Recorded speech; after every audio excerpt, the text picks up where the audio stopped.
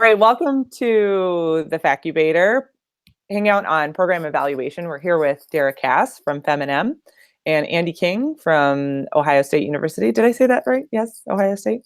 The Ohio State. You have to put a "the" in front of it. Ohio State? The Ohio State. Yeah. It depends. I don't need the. It's all good. I think Nick Kaman actually demands the. Yes, he loves the. He's a humble guy. And I'm Megan Osborn from UC Irvine. So today we're talking about program evaluation. Andy, run us through, what is program evaluation? Why do we care about program evaluation? So let me tell you why I care about program evaluation. So basically, a lot of my work has been on curriculum development, and for someone who develops a curriculum, you really want to make sure that it's being effective. And a lot of times as educators, I find that we often stop once we create the product and implement it, and we don't always seek to make it better. So program evaluation is important to me because I'm someone who makes educational products. I'm always wanting to make it better for both my learners and our educators. So that's why it's such an important part to me and to my career. So I'm kind of a little bit of a terms gal. I know we throw this word evaluation around and we talk about 360 evaluations and resident evaluations and program evaluations. Are we using all these terms correctly? So the way I use the terms is evaluation refers to a program or a class or some sort of a product, whereas assessment we use for our learners or for an assessment method of, sorry for the dogs, or as an assessment method for our educators as well. So I typically only use evaluation for programs or educational content, or assessment for basically how is our learners or our educators performing. So we're using these terms incorrectly then, I would say. I think most of our places. Yeah, I would agree too. So Dara, you have started this amazing, we'll call it a program for now, FemIM. And within that huge program, we have things like the Fix conference, and you're doing these podcasts and all these great initiatives. So first of all, what are your goals through all this? And how can you tell via program evaluation whether you've achieved those goals? So I think, our goal overarching, so I kind of call FemIM now like a multimedia company, or like a multimedia platform company. And it's similar to a residency insofar as it has multiple moving parts that all move towards the same goal, right? So if a residency goal is to train learners to be autonomous physicians, FemIM's goal is to move the conversation about gender equity forward and create a space by which women physicians specifically can stay working in emergency medicine. Awesome. So, and each of the pieces of it have to fill a void in the process. So for example, the blog content is about creating informational pieces people can find and track and read and, and share their story or something they want to say. And then, the podcast is a different opportunity to have a conversation around one specific question that I think needs a little bit more depth and interpersonal conversation than just a piece of content on the web. And then the conference, which was about bringing people together and having their energy pull from each other and exchanging ideas in the same space. And so when you look at the goal of each of those towards the bigger mission, then you have to look at the assessment of the outcome and the evaluation of the product, right? I guess to use Andy's terms more specifically. So when you're looking at the evaluation of the product, so for the conference, we never thought that we would build the perfect thing in the beginning. And I think that's true for everything, especially with residencies, right? So you do a new curriculum, you can't possibly think that you're that good, right? None of us are. Right. And I think women, we're good at that. We are willing to admit that we need to iterate. So, so we expected that we would throw something on the wall and we'd try it out, and whatever didn't work, we would fix, and what did work, we would keep. And so we asked a lot of questions at the conference and then afterwards about what people felt about what was going on, what was working, what was missing, And we kind of really tried to include that in the next year's example. So I'll give you a really tangible thing that we corrected almost immediately. So the conference was originally 3 days, 3.5 days. It was 2 days of lecture and 1 day of workshops. By the end of the second day, I was ready for like a full-on nap. I don't mean like a little nap. I needed a big nap. I had, we had all gone like through massive journeys of experience, and we had shared and we had networked and like, dinners and this and that. And I was like, I was done. I was spent. And we had a whole workshop day the next day. And even though only like a third of the conference was staying for the workshop, I couldn't imagine that somebody was going to get more out of the conference in that last workshop day. And so we did the workshop day, and we actually cut off the last workshop in that day because even then people were really, really spent. And we realized for the next conference that we need to separate out the workshops and the conference because it's too much in one place. And I think that that's really, for our didactic conference for residency, we have to ask ourselves that question all the time. We are people with ADHD, right? We are people that can digest small amounts of information quickly, but large conferences, long times of learning, we're not good at that. And so I think that one of the best, program evaluations we do is to say, where's our wall, and why do we keep trying to push through that wall all the time? Why can't we just say, no, we're going to stop, we're going to regroup, and we'll start again in another way? And so I think that that's kind of like with the FemIM conference specifically, one of the first things we did was understand where we had really saturated our learning and our experience, and then for next year we're going to stop there. So it sounds like you got some feedback from your stakeholders. So one of your stakeholders being the conference participants, one of your stakeholders being the people who put on the conference, including you. And you got that feedback. And so you are adjusting next year's conference based on that evaluation that you got from your stakeholders. Andy, who are some stakeholders for you as a assistant residency director? Who are some of the people that you care about during your program evaluation? Yeah, so I think there's multiple stakeholders. So obviously there's the patients. That's probably measuring patient outcomes is probably one of the most difficult aspects of evaluating a program, especially in regards to education, because we don't always see how it translates directly to the department. There's the learners, so the residents, the medical students, and those that we educate. There are the educators, so our core faculty and kind of our other faculty members who are involved in education. And I think you also have to include departmental leadership, so our department chair, hospital leadership, our greater GME mission. They have a lot of kind of investment in what we're doing educationally as well. So I think there's definitely a lot of stakeholders at stake. Pun intended. A lot of them are going to be less engaged in the process, so it may be more difficult to get members of hospital leadership or even our department chair involved in a lot of the evaluative process. But we certainly like to get their input on what they think's working, what they think's not working.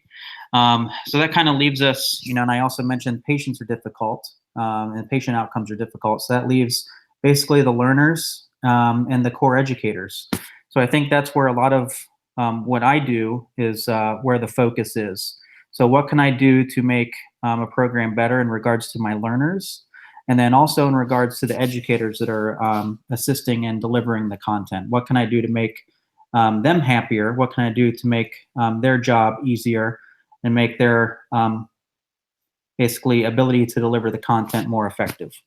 I think you bring up a great point, because I think you brought up the point of multiple stakeholders, some being GME, some being your learners. And so a lot of times we think of a program evaluation as only, okay, we're going to improve the program for our residents, for these stakeholders that we have. But we also have to think about it from an accreditation standpoint.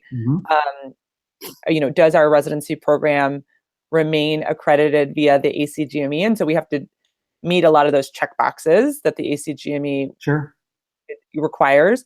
For the hospital itself, there's patient safety initiatives, like you say. And so some of, when you're evaluating a program, you might be evaluating based on what the hospital's needs are, maybe to reduce central line infections or something like that. And so you're right in the fact that there's so many different stakeholders, and sometimes that will affect how your program is evaluated, because it really depends on what the outcomes you're really looking for, whether it's learner satisfaction versus patient outcomes. I think in different educational products, you're going to have different key stakeholders. I think so. For example, a quality improvement curriculum, the hospital leadership is going to be a lot more interested and involved in something like that. Whereas, standard run-of-the-mill core content of emergency medicine, the hospital is going to care that we're graduating competent emergency physicians that are able to pass their board exam. And as long as we're doing that, they're kind of going to let us do what's best for our learners and our educators. So I think depending on the educational product, really depends on which stakeholders are going to kind of move to the top, in my opinion. Yeah, absolutely. Absolutely. Dara, so talk to us a little bit more about FemInM. Tell us maybe an example, like you used a great example from the Fix conference, but maybe tell us an example of some goal that you may have had from FemInM, and maybe some outcome that you didn't expect necessarily, that maybe you discovered during an evaluation. So a couple of things. First of all, I want to say, when you're thinking about evaluations of a program specifically, it's really important to set up what you're trying to accomplish to the evaluator before they actually do the evaluation. And I think that that's really important. I think when residents evaluate a program, or when conference attendees evaluate a conference, or anything else, like, you want them to know what you were trying to accomplish so they can compare that against their experience. Because if not, people just use it as an opportunity to give you their opinion. And if their opinion isn't matched with what you were trying to accomplish, you're not going to get the feedback you were looking for.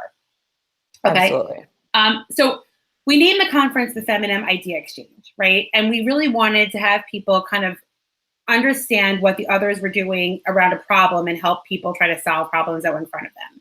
That was one mission. Another mission was to help people find their voice, to have them understand that what their experience is matters, and how can they amplify what they're doing and have a network that makes them feel empowered to do more. So those are our two big kind of space missions for the conference. We definitely accomplished the second. We didn't as much accomplish the first year. And the reason was we made the schedule too tight. Mm-hmm. So for the second, we celebrated a massive spectrum of people in emergency medicine, doing incredible things with incredible stories. We felt their pain, we worked their journey.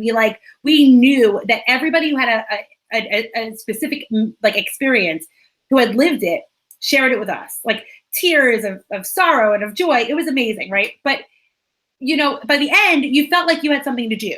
You needed to share your experience. It's the reason we went from 50 submissions the first year to 200 submissions the second year for talks for speakers, right? Awesome. From all over the world, right? It was incredible. The other goal was to exchange ideas, right?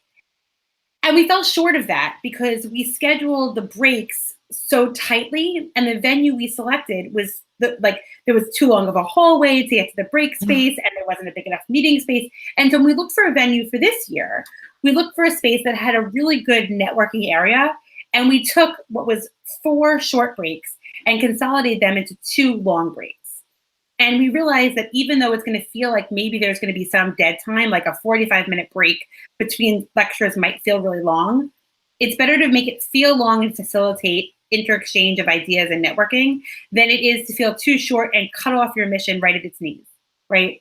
And I think that that's another learning experience from planning something, is you don't want to cut off your goal by over-planning, over-structuring, and over-scheduling to meet some sort of a checklist that you've set for yourself, right? And again, to bring it back to conference or the program, we find that all the time in our rotations or in our conference planning, right? You say, okay, I want my residents to get this great critical care experience and this great pediatric experience and this great whatever experience. And you don't leave the fluidity for the feedback of, did that experience get what you need and how can you make it work? And you want to, but infrastructurally it's difficult, right? You can't make changes. So I think that that's the sweet spot, is saying, what was our goal with this rotation? What was our goal with this lecture? What was our goal with this conference? And did we meet it? And if not, how can we reframe what we were doing and make it work better for what not losing your mission in the forest, if you know what I mean? Absolutely. So how do you think that you'll be able to tell whether you accomplished that mission with this year's conference? So that actually is part of the benefit of having repeat evaluators, right? You can say, we heard this was a thing last year. We did this. Did it work? Right? The other thing is, we'll ask at the time, do you find that you have enough space to do this thing? I mean, and a lot of it is understanding what you're asking people, right? Don't ask people, was it a good experience? Don't ask them, did you have a good time? These open-ended, amorphous questions don't help you like actually get tangible things that you can work on. And so we'll ask them specifically, did you feel like there was enough space and time to get an exchange of ideas? And if not, what could we have done better? And also, like it's anything else, like it's all of the things when you take a bias study and you find out you have bias, that's step one. Step two is acknowledging the results and doing something about them. And so the same thing is true for evaluations, right? Yeah. You can ask questions until you're blue in the face, but you actually have to do something with the data you get back in order to actually make the changes that you're looking for. Absolutely. And I think you bring up a good point. I think we can think about it in a framework perspective when we look at something like Kirkpatrick's framework, and we look at kind of satisfaction being this low level outcome, and then outcomes being this high level outcome. And so, and probably with the fixed conferences, did the learners have a good time? Did the participants have a good time? Did they enjoy the conference? Did they believe that the conference met the goals and objectives? But then maybe up top, like how has that changed the state of gender equity, or the state of all the goals that Feminine in M is out to create? Has that been achieved within the world of emergency medicine? And obviously that's not necessarily a linear relationship. But if for your participants, if it feels like that is more true, that people who didn't participate, then possibly you have achieved that goal. And one of our big tangibles was, who came last year? Did they now submit to speak this year? Are they asking about tickets for next? Like, are they coming back? Do they feel like it was something that was worth their time and effort? And, for us, different than what you have at a residency, it's a financial product, right? People, it's like anything in the free market, right? If they don't come back, they've proven that it wasn't worth it. And so the fact that we have a lot of momentum to come back showed us that we think we've moved a product that we think is marketable, right? And a residency is the same thing, right? We need to think of residencies not, they are market products for not against each other, but to the populace of residents out there that are they're giving us their time. They're buying our education for the cost of their, they only get one. Right. And we need to look back and make sure that we're giving them what they thought they were buying. Yeah, absolutely. Yeah, definitely. Andy, can you think of any examples of some grand plans that you had for the residency program, or some grand plans that someone else had for the residency program, and you had these goals and objectives, and then when you did your program evaluation, you realized that those goals and objectives really weren't met? So I guess one thing I can that comes to mind right away is when we first rolled out our flipped classroom model. We had a lot of grand plans in regards to having a lot more, I guess, learner assessments in regards to having them take little knowledge quizzes, writing questions that they wanted to bring to small group discussions that they would share, and a question that kind of came from the small group discussion that they were going to go seek to answer, kind of an independent study question, if you will. And after about 6 months or so of trying that, the residents really were not very happy with that process. So we really looked at kind of different ways to kind of refine things. And we looked at kind of cutting out those things as requirements, specifically the quizzes and developing a question and submitting an answer. And we basically found that the residents came to conference prepared. They came with questions that they wanted to ask the small group. There wasn't really, I guess, a consequence to their education after removing these things that we thought were good ideas that they nearly revolted upon. But all in all, it's still a great educational conference, and that's one thing that that comes to mind pretty specifically that we've kind of dealt with over the past 3 years. Yeah, absolutely. I think though that you brought up a good point too, that it's important to not necessarily react based on a dissatisfaction necessarily entirely, because sometimes what if they were learning 10 times more by this new method or by this flipped classroom? What if they were learning a lot more? What if they were more engaged? But they're less satisfied, and so sometimes you have to balance those two. But I think kind of you guys were able. No, I think it's like being a parent. Go ahead. No, it's like being a parent. Absolutely. I mean, and I don't mean that in the kind of patronizing, matriarchal kind of way that it says, but it's true. Like, you aren't going to like it all, and nobody says you should. Like, the feminine, and that's residency, right? But like, trust that some things you're not going to like are good for you, and some things that you should like and you don't, we're going to change. Right. But it's, there is a fine line between, patient satisfaction, residency dissatisfaction, knee-jerk reaction, and in any time you get the feedback, you have to put it in context, and you're not always going to make the changes people give to you. It doesn't mean you're not hearing them, and I think that's another thing. It's like having people give evaluations, let them know that you've heard them, even if you're not going to act on them. And people don't think that you've heard them if you don't act on them. Right. Right. And so I think that there's a space for a leader, whether it's a program director or a conference leader or a curriculum developer, or whatever it is, to let people really know that you've heard them and you're not going to do what they ask, which is hard. How do you do that? How do you do that? I mean, I think some of it, you say it to them. You say, listen, I totally get where you're coming from, but as the person who's kind of developed this, the point you're making isn't the one that's going to change my mind. Right. Because that's what it is to be the leader, to absorb the feedback and to make a decision accordingly. It's not to just react to all the information you get. Then it's just like I don't even know, I want to say a democracy, but more importantly, like a even voting pool. Right. And that's not. Popsicles and ice cream for dinner every night. Right. I mean, my kids would love that. Right. Yeah. But no, they have to eat broccoli once or twice a week and a bath every quarter. It's like a low bar in our house. And I think residents are the same way. And I think that's like back to like the human kind of journey. People just want to be heard. They don't have to be followed. Do you know what I mean? At least that's my experience. Yeah. They may not like it, but at least they know they've been acknowledged. Yeah. I completely agree. I think that's really, really important, is to kind of acknowledge that they were heard. In this specific instance, I mean, it was basically, almost the entire residency. So we were kind of at a loss. At a loss there. But kind of going back to another important point that you mentioned, Dara, is when performing an evaluation, really making sure that the folks filling out the questions really know what your purpose is in regards to evaluating the program.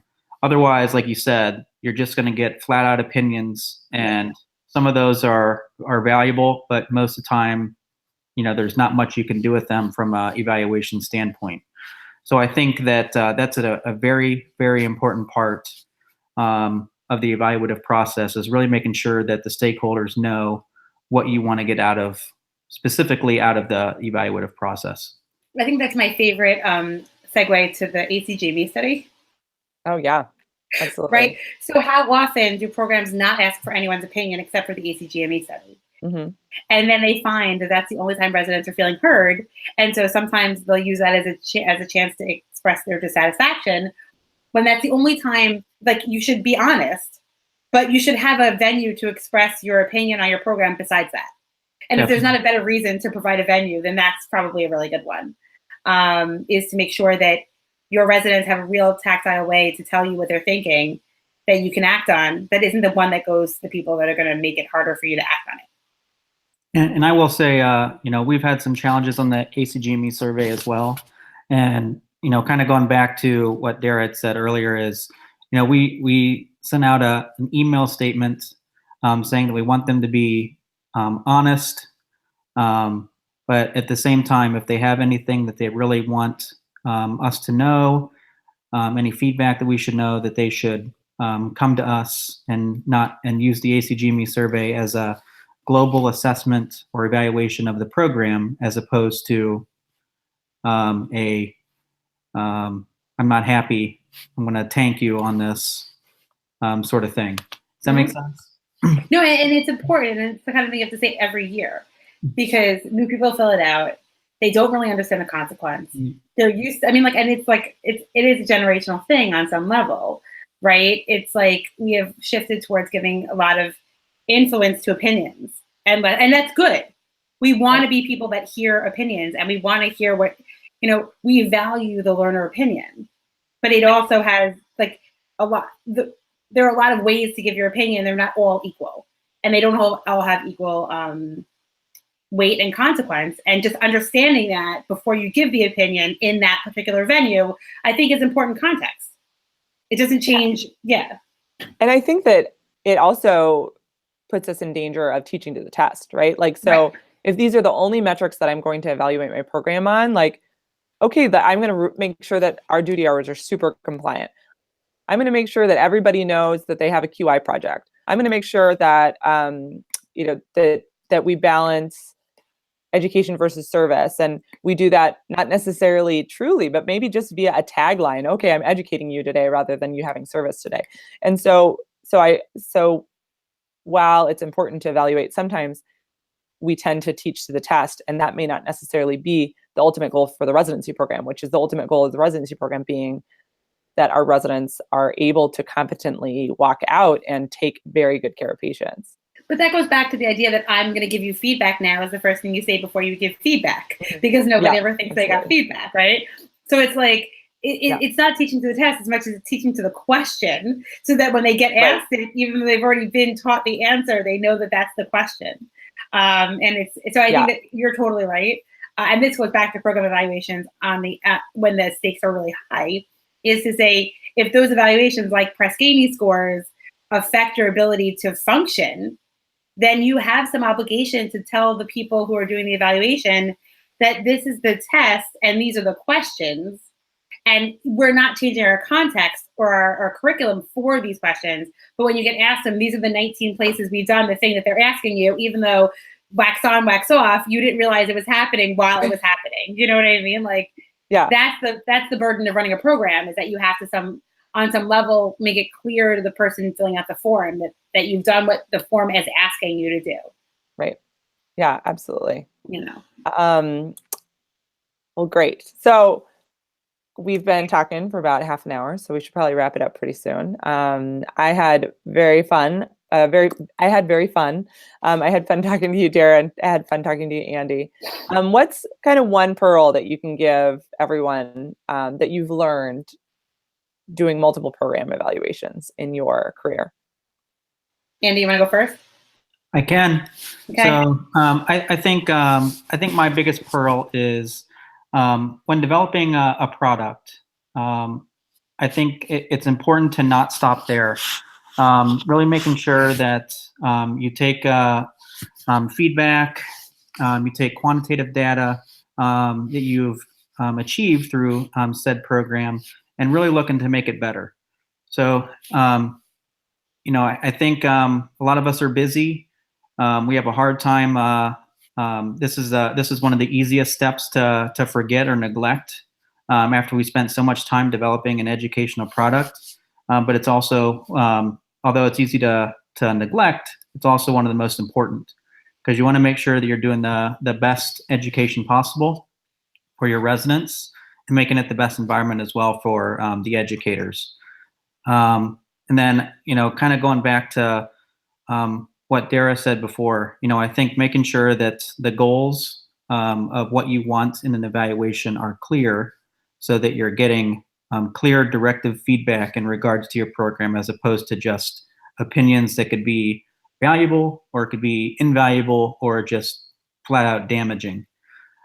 So I think those are probably the two most important things that I would like you to take home. Yeah, and I think you brought up a good point too about like using data too, and in addition to these opinions, also using like in-service scores and board pass rate and like quantitative things that we can really say for sure this is the product that we've achieved. How about you, Dara? So this is me more than I think other people. Maybe it's true for everyone. Is to learn how to detach your emotional investment in a product or curriculum from the perception or judgment or outcome of what it achieves. So you may have thought something was a fantastic idea, worked so hard to build it, you see it coming for whatever, and for whatever reason it falls flat on the learner, or it doesn't work, or the infrastructure doesn't support it, or whatever it is. You can work to tweak it, but on some level, you're gonna have to understand and let go of, you need to let go of the emotional attachment that is to the thing that you've created. And it could have been as simple as a new asynchronous curriculum that you've worked really hard on developing the modules for, and you sent it out into the ethos, and all of a sudden people are like, this sucked. And again, if it didn't accomplish the goal, the good thing is that if you do what Andy said, if you have data and you actually ask for metrics afterwards, those metrics can somehow help you understand whether or not something is working that you're doing. But to be emotionally okay with failure of something that you've built from scratch. And to be open to the idea that it's going to have to change, even if it's going to change in a direction that you didn't expect, right? So often we build these programs in some reflection of an experience we had that we want to create for other people. And we then may realize that that experience isn't what those people were looking for. And so just to be ready to understand that these things, they may get to a place where you wouldn't have gone by yourself, but that may be a better product than what you had originally looked for in the beginning. That's a great point. I think I have a personal experience with that from a few weeks ago, Dara. I gave this awesome team-based learning, or so I thought awesome, team-based learning didactic on blood transfusions and emergencies related to blood transfusions. And I was so excited. I thought it was so interactive and everyone was engaged. And then I do the post-test quiz, and the post-test quiz was like straight out of the team-based learning assignment. And like 0 out of 8 people were getting like 0 out of 8 answers correctly. Right. And I was like, oh my gosh, like I just failed. There was this awesome didactic, I thought, and then like no one got any of the post-test answers right. And so that's a great example of like, it's such a small little program, but I was so excited about it and it's great. But then the outcome is that nobody learned those things that I wanted them to learn. It happens sometimes when I write a new lecture and I'll give it to my husband who has no investment in the outcome, right? And doesn't understand anything what we do. And I'll practice for him and he'll be like, yeah, that was Right. And I'm like, no, it was amazing. I gave great slides and I had great visuals and I had all this other stuff. He's like, yeah, but I didn't get what you were trying to say. And I'll have to go to the beginning again and reframe the whole thing. And it guts you, Yes, absolutely. If you don't listen to that feedback in the beginning, you've accomplished nothing. Yeah. Absolutely. And that's not what you're trying to do. Yeah, absolutely. Great points. Great points. Well, good. Well, thank you so much for hanging out with us today. I think we had some great lessons learned from program evaluations within residency programs and within larger programs like FemInM. I've been saying it FemInM. Is that not the right way? The answer is, the secret is we have no answer. We did FemInM because it sounds cooler. FemInEM has another power, but you can say whatever you want as long as you keep saying it. Right. Awesome. It's like ALiEM versus ALiEM. Exactly. Yeah. Well, good. Both. Well, thank you for hanging out with us. We hope you learned something about program evaluation. I think deadline for Facubator applications are coming up. So if you'd like to join the Facubator as a junior faculty member, make sure that you apply on aliem.com, aliem.org. Yep. And the deadline is February 18th. Thank you, Andy. All right. Bye, guys. Bye.